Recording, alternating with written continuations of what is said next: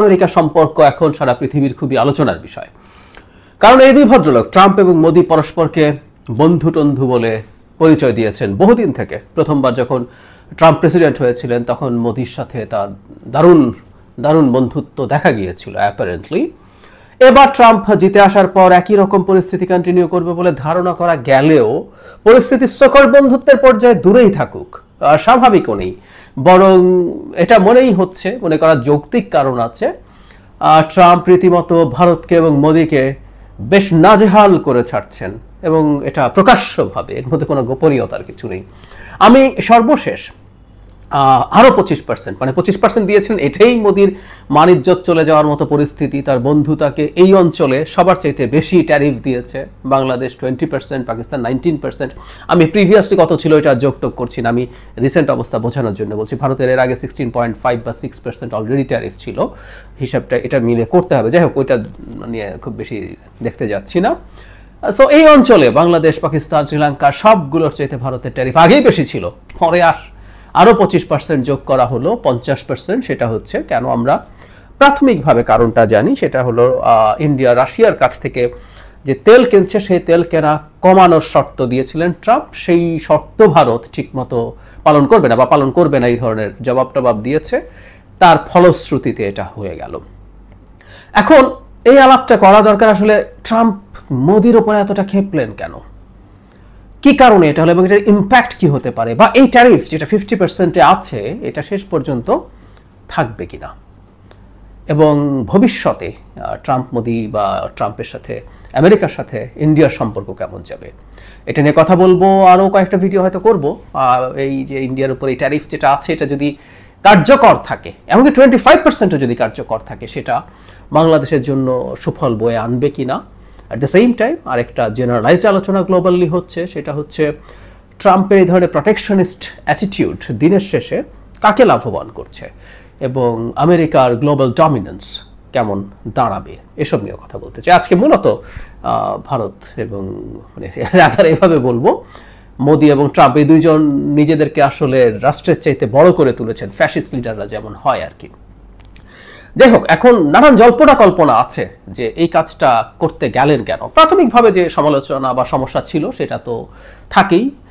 Trump বন্ধু বলে বহুবার ইন্ডিয়াকে সমালোচনা করেছেন, কারণ ইন্ডিয়া পৃথিবীতে সবচেয়ে প্রোটেকশনিস্ট দেশগুলোর মধ্যে একটা। সে তার সব কিছু, মানে আমি তোমার কাছে সব নেব, আমি তোমাকে কিছু দেবো না। এটা শুধু ওখানে না, বাংলাদেশের সাথেও ট্রেডের ক্ষেত্রে আমরা দীর্ঘদিন থেকে একই অ্যাটিটিউড দেখেছি ইন্ডিয়ানদের। তারা মনে করে দুনিয়ার সবাই তাকে দিয়ে যেতে হবে, ও কাউকে দেবে টেবে না।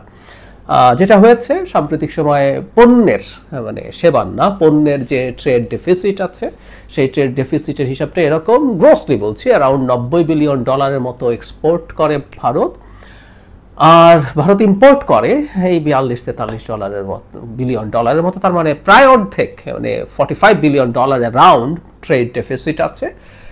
এটা একটা বড় অঙ্ক। এখন এই অঙ্কটা কমাতে পারতে হবে। এই কমানোর জন্য যেটা আমেরিকা বলে যে তুমি তোমার বাজার আমার জন্য উন্মুক্ত করতে হবে, so that I can export. এই গ্যাপটা কমানোর জন্য আমরা বাংলাদেশকে ধরে আলোচনা করে দেখিয়েছিলাম, বাংলাদেশ মূলত যে জিনিসগুলো সবচেয়ে বেশি ইম্পোর্ট করে সেগুলো আসলে খুব বেশি ইম্পোর্ট করার স্কোপ ছিল না, কারণ ওগুলোতে ট্যারিফ এমনিই ছিল না, তখন সরকারকে কিনতে হবে, এই পরিস্থিতি দাঁড়িয়েছে। আমরা 2-3 সপ্তাহ আগে এভাবে জেনেছিলাম যে আমেরিকার সাথে ইন্ডিয়ার যে আলোচনা, তাতে ইন্ডিয়ার ট্যারিফ খুব কমে আসবে, 11.5 মতো হবে। কিন্তু সেখানে যে প্রস্তাবটা দেওয়া হয়, আমি এটা একমত যে এটা ভারতের জন্য গ্রহণ করা অলমোস্ট ইম্পসিবল, কিন্তু ভারত অন্য কিছু করতে পারতাম, সেই জায়গায় আসবো। আমেরিকা চেয়েছিল ভারতের কৃষি এবং ডেইরি যে বাজার আছে তাতে তার অ্যাক্সেসটা বাড়ানোর জন্য, মানে ভারতের কৃষকদের বাজারটা, মানে কৃষকদের পেশা হিসেবে কৃষি বিরাট ব্যাপার, এবং বাংলাদেশের মতোই ওখানে বিরাট পার্সেন্টেজের কৃষক ওখানে এমপ্লয়েড হয়। সুতরাং এমন কোনো স্টেপ নেওয়া যেটা ভারতের কৃষক এবং কৃষিকে ক্ষতিগ্রস্ত করবে, একই সাথে তাদের ডেইরিতেও প্রচুর মানুষ ইনভলভড আছে, সেটাও যদি কোনো না কোনোভাবে চাপের মুখে পড়ে, তাদের ভোটের রাজনীতিতে এটা একটা ডিজাস্টার তৈরি করবে। সুতরাং ভারত এটা অ্যাফোর্ড করা ওয়াজ রিয়েলি ভেরি টাফ। আমরা একটা জিনিস জেনে রাখবো, আমেরিকা এগ্রিকালচারাল প্রোডাক্টসের প্রচুর সাবসিডি দেয়, ফলে আমেরিকার এগ্রিকালচারাল প্রোডাক্টস ভারতে আসলে খুবই সম্ভাবনা আছে ভারতীয় পণ্য মার খেয়ে যাবে। সুতরাং এটা অ্যাফোর্ড করা ইজ অলমোস্ট ইম্পসিবল মানি। কিন্তু ভারতেই এই আলাপ হচ্ছে, ভারতের ইকোনমিস্টরা এবং সিকিউরিটি অ্যানালিস্টরা একটা কথা বলছেন যে ভারত আরো অনেক জায়গায় ট্যারিফ এবং নন ট্যারিফ ব্যারিয়ার বসিয়ে রেখেছে। আমেরিকান পণ্যকে আসলে ছাড় দিতে হবে তাদের। এখন নন ট্যারিফ ব্যারিয়ার বা ট্যারিফ ব্যারিয়ারও যদি সরিয়ে ফেলে, অনেকগুলো ইন্ডাস্ট্রি আছে যেগুলোতে আমেরিকার পণ্য আসলেও খুব বেশি ক্ষতি হয়েছিল না, কারণ আমেরিকার পণ্য মানে তার ট্যারিফ কমানোর পরও যতটুকু অ্যাক্সেস পাবে তাতে তার যে দাম দাঁড়াবে, ধরলাম অটোমোবাইলস, ওতে যত দাম দাঁড়াবে সেটা ভারতীয় যে পণ্য আছে, ভারতীয় যে অটোমেকার্স আছে তার চাইতে তারপরও অনেক বেশি থাকবে। সেই কারণে একেবারে ভারতীয় বাজার বা ইন্ডাস্ট্রি ধ্বংস হয়ে যাবে তা না, হ্যাঁ ওদের বাজার খানিকটা তো বাড়বেই, কিন্তু এইটুকুও ভারত করতে চাইছে না। এটুকুও ভারত করতে চাইছে না। সে মনে করেছিল যে তার বাজারটা এত বড়, তার এখানকার পরিস্থিতিটা এতটাই তার অনুকূলে আছে, বা মোদির সাথে ট্রাম্পের যে বন্ধুত্ব আছে সো কল্ড, সেটা এখানে রোল প্লে করতে পারবে, ডিসাইসিভ। আমাদের বন্ধুত্বের কথা নিশ্চয়ই মনে আছে, একটু আগেই বলা দরকার ছিল, যোগ করব। ট্রাম্প যখন আগের বার প্রেসিডেন্ট ছিলেন তখন রীতিমতো মোদি একজন প্রেসিডেন্টের পক্ষে ক্যাম্পেইন করেছেন, মানে আগামীবার ট্রাম্প সরকার এরকম স্লোগান দিয়েছিলেন তিনি ভারতীয় ডায়াসপোরাদেরকে রেখে। আবার মোদিকে তিনি ডেকে এনেছিলেন আহমেদাবাদে, এক বিরাট সম্বর্ধনার আয়োজন করেছিলেন মোদিকে নিয়ে, এবং ট্রাম্পও মোদিকে এক ধরনের ব্ল্যাঙ্ক চেক দিচ্ছিলেন। তিনি যখন ভারত সফর করেন তখন দিল্লিতে সিটিজেনশিপ অ্যামেন্ডমেন্ট যে অ্যাক্ট ছিল সেটা নিয়ে দিল্লি খুবই অশান্ত ছিল, প্রায় রায়টের পরিস্থিতি ছিল, প্রচুর মুসলিমের উপর অত্যাচার হচ্ছিল, হত্যা হচ্ছিল, ট্রাম্প টু শব্দ করেননি। সো এই বন্ধুত্ব তারা মনে করেছিলেন ওয়াজ ওয়েল সিমেন্টেড। কিন্তু আমরা খেয়াল করছি ট্যারিফকে নিয়ে ট্রাম্প আসলে তার যে ন্যারেটিভ সেটার সাথে যিনি যাচ্ছেন না, তার বিরুদ্ধে কঠোরভাবেই দাঁড়াচ্ছেন। এটা গেল প্রাথমিক অবস্থা। এটা নেগোসিয়েশন হয়তো এগিয়ে যেতে পারতো, কিন্তু পরবর্তীতে যেটা আসলে ট্রাম্পকে সবচেয়ে বেশি বিরক্ত করেছে, এবং আমি ইন্ডিয়াকে এই ক্ষেত্রে একটা কোল্যাটারাল ড্যামেজ বলবো, আর এই দুই নেতার আসলে সংকটটা কোন জায়গায় সেটাই হলো মূল কারণ। সেটা নিয়ে শেষে কথা বলছি। রাশিয়া থেকে তেল কেনা ট্রাম্প পছন্দ করছেন না। আমরা একটু রাস্তা থেকে তেল কেনার ব্যাপারটা একটু জেনে রাখবো। যখন রাশিয়া ইউক্রেন আগ্রাসন শুরু করে, ওই যুদ্ধ শুরু হওয়ার পর ইউরোপ রাশিয়ার কাছ থেকে তেল এবং জ্বালানি গ্যাস কেনা কমিয়ে দিয়েছিল। ইউরোপের হিউজ ডিপেন্ডেন্স ছিল রাশিয়ার ওপরে, কিন্তু পরবর্তীতে এই ক্রুড অয়েল মূলত কিনেছিল ভারত এবং চায়না। এবং এটা রাইট যে রাশিয়ার যে ওয়ার ইকোনমি, এটাকে চালু রাখতে অসাধারণভাবে সাহায্য করেছে ভারত এবং চীন। ভারত তো বিরাট বেনিফিট পেয়েছে। আমি একটা স্টাডিতে দেখলাম যে ভারত তার যে ডিমান্ড ছিল ক্রুড অয়েলের, সেটা আগে 0.2%, ইউক্রেন ওয়ারের আগে 0.2% আনতো রাশিয়া থেকে, আর সেটা 40% গিয়ে দাঁড়িয়েছে এই সময়ে। তার মানে আমরা খেয়াল করছি এটা কত বড় ইনক্রিজ। মানে আগে যেটা হয়, আগে সারা পৃথিবীর রেট যদি একই হতো তাহলে মিডল ইস্ট থেকে কেনা তার জন্য সহজ, কারণ এখানে ট্রান্সপোর্ট কস্ট কম। আর এখন রাশিয়া যেহেতু অনেক কম দামে দিচ্ছে, সে নিজের চাহিদা তো বটেই, সে এটা মিটিয়ে বিক্রিও করছে। এখানে একটা জিনিস একটু জেনে রাখা দরকার, যে ইন্ডিয়া এই কাজটা করছে এটা জেনে শুনেও খুব কঠোর পদক্ষেপ ইন্ডিয়ার বিরুদ্ধে বাইডেন অ্যাডমিনিস্ট্রেশন নেয়নি, কারণ তারা চেয়েছিল আসলে এই কাজটা মোটামুটি লুকোছাপার মধ্যে চলতে থাকুক। না হয় রাসায়ন তেল যদি পৃথিবীতে আসা বন্ধ হয়ে যায়, তাতে সাপ্লাইজনিত যে সংকট হবে, তাতে তেলের দাম অনেক বেড়ে যেতে পারে। সেই দাম বেড়ে যাওয়া, বাইডেনের মিড টার্ম ইলেকশনস ছিল, বা তার পরবর্তী যে সব মানে ভোটের ক্ষেত্রে সমস্যা, বা গ্লোবালি এটা ক্রাইসিস তৈরি করতো। সো উপরে উপরে কিছু রেটরিক ইন্ডিয়ার প্রতি তখনও ছিল যে তুমি কেন কিনছো, তোমার কেনা উচিত না। কিন্তু USA was not that tough, specially Biden administration. এখন ট্রাম্পের খেপে যাওয়ার কারণ কি? ট্রাম্পও অখুশি হতেন না, কিন্তু সাম্প্রতিক সময় যেটা হয়েছে, ট্রাম্প ভেবেছিলেন, তিনি নির্বাচনের আগে বলছিলেন তিনি ক্ষমতা নেওয়ার পর 24 ঘন্টার মধ্যে ইউক্রেন রাশিয়া যুদ্ধ বন্ধ করবেন।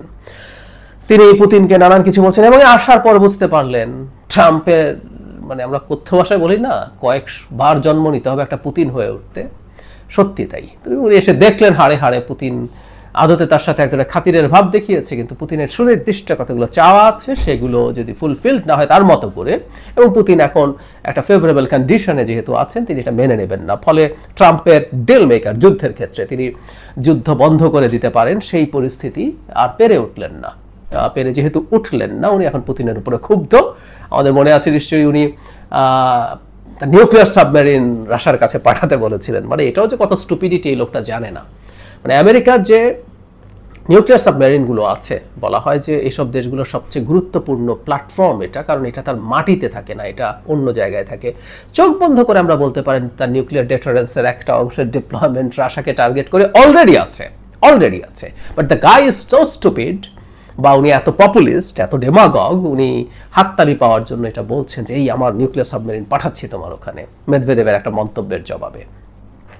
যাই হোক, যেটা বলছিলাম, এখন এতটাই ক্ষুব্ধ হয়ে গেছেন, এখন আসলে তিনি চিন্তা করছেন কিভাবে রেস্ট্রিক্ট করা যায়, এবং যেহেতু ইন্ডিয়া তেল কিনছে, ইন্ডিয়ার উপরে চাপ দাও। এখন ইন্ডিয়া সমস্যা যেটা করেছে, মানে ইন্ডিয়া তো চায়না হয় নাই, ইন্ডিয়া এখন পাল্টা জবাব দেওয়া শুরু করলো। এখানে আসলে সংকটটা আছে, মোদিরও পার্সোনালিটির কালচার একটা প্যাটার্ন আছে যেটা মোদি ট্রাম্পের সাথে পুরোপুরি মিলে যায়, এটাই আসলে মূল কারণ বলে আমার ইন্টারপ্রিটেশন। তো ইন্ডিয়া করলো কি, জবাব দিতে শুরু করলো যে তুমি ও তো অনেক কিছু কেনো রাশিয়ার কাছ থেকে, ইউরোপও কেনে, ইন্ডিয়া যত ব্যবসা করে ইউরোপ টোটালি তার চেয়ে বেশি ব্যবসা করে, তুমি আরো বেশি ইম্পোর্ট করো, বা চায়না আরো বেশি তেল কেনে, তো তাহলে তুমি চায়নার বিরুদ্ধে করছো না কেন? আমরা জানি চায়নার উপরে যে টোটাল ট্যারিফ ইন্ডিয়া চাইতে অনেক সফট। সো ইন্ডিয়া এইসব যৌক্তিক কথা বলতে গেছে, হাস্যকর, মানে ইন্টারন্যাশনাল রিলেশনসের যৌক্তিক কথা বা যুক্তি দেখানো হাস্যকর, এটা ইন্ডিয়াও জানার কথা। ইন্ডিয়াও এটা করবে না, আমরাও করে, কেউ করে না পৃথিবীতে ঠিক একদম নিয়ম ধরে যুক্তি দিয়ে এথিক্স দিয়ে ইন্টারন্যাশনাল রিলেশনস চলে না। এই প্রসঙ্গে একটু বলে রাখা ভালো, আমি খুব অবাক হয়েছে একজন ভদ্রলোকের জিঙ্গোইজম দেখে, শশী থারুর, তিনি ভারতের যে পার্লামেন্টারি কমিটি আছে অন ফরেন অ্যাফেয়ার্স, তার চেয়ারম্যান, তার একটা ইন্টারভিউতে দেখলাম তিনি এই ধরনের অ্যাটিটিউড, এবং ভারতেরও খুবই পাল্টা ট্যারিফের স্টেপ নেওয়া উচিত বলে তিনি মনে করেন। আমেরিকান অলরেডি যা আসছে সেগুলোর বিরুদ্ধে পাল্টা স্টেপ নিতে তিনি উস্কে দিয়ে যাচ্ছেন। আমি খুব অবাক হয়েছি, থারুরকে আমি খুবই প্র্যাকটিক্যাল মানুষ মনে করতাম, কিন্তু আমি এখন ধারণা করি আমেরিকার স্টেপের পর ভারতে এক ধরনের জাতীয়তাবাদ উস্কে উঠেছে এবং তিনি সেটাকে ক্যাশ করতে চাইছেন। আসলে ভারত অ্যাফোর্ড করতে পারে না, এবং ভারত আলোচনা আসলে শেষ হয়ে যায়নি, এই অগস্টেই তাদের একটা প্রতিনিধি দল আসবে। আমি ধারণা করি এখানে ভেতরে অনেকটাই আন্ডারস্ট্যান্ডিং হবে, ভারত তার কঠোর স্ট্যান্স থেকে ফিরে আসবে। তো যাই হোক, যেটা বলছিলাম, আমেরিকায় চাপ বজায় রেখেছে, এবং শুধু সেটা না, আমেরিকার রাশিয়া থেকে সামরিক কেনাকাটা কমিয়ে তার কাছ থেকে কিনতে বলছে, যেহেতু ট্রেড ডেফিসিট আছে। এখন এটাও ভারতের জন্য আসলে is really very tough. Bharat দীর্ঘদিন থেকে প্রথম সোভিয়েত ইউনিয়ন, পরে রাশিয়ান যে মিলিটারি হার্ডওয়্যার, সেটার উপরে ডিপেন্ডেন্স তার in almost all the areas. Bharat rather এখন চেষ্টা করছে তার ডাইভার্সিফাই করতে। সেই ডাইভার্সিফিকেশনের জন্য আমরা রাফাল কিনতে দেখেছি, অনেক আগে বোফোর্স কামান কিনতে দেখেছি। এখনও মানে ভারতের মেইন ব্যাটল ট্যাঙ্ক রাশিয়ানই মূলত অরিজিনের। কিছু আমেরিকান হার্ডওয়্যার তো আর আছেই, কিন্তু আমেরিকা চাইছে এগুলো অনেক বেশি কেনা হোক।